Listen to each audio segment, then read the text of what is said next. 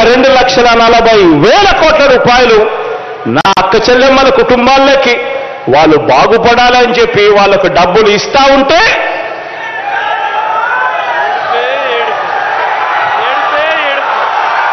ఏడుపే ఏడుపు.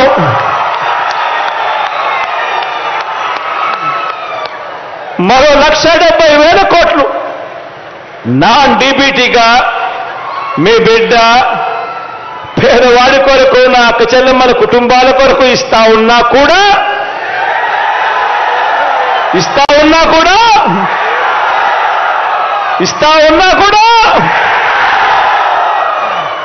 ఏడుపే ఏడుపు.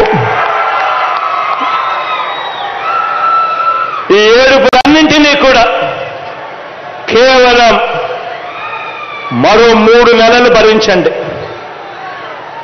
కేవలం మరో 3 నెలలు భరించండి. ఈ క్యాన్సర్ గడ్డల్ని వచ్చే ఎన్నికల్లో పూర్తిగా తొలగించండి అని చెప్పి ఈ సందర్భంగా తెలియజేస్తా ఉన్నా.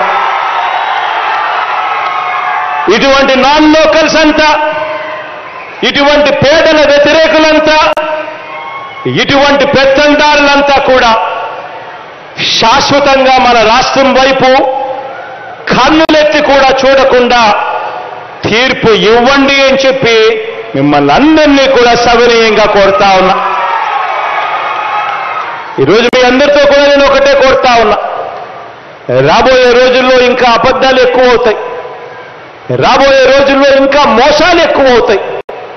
కానీ ఒకటి గమనించండి, ఎవరు మాటిచ్చారు, మాట మీద నిలబడింది ఎవరు అన్నది మాత్రం ఖచ్చితంగా గుర్తుపెట్టుకోండి.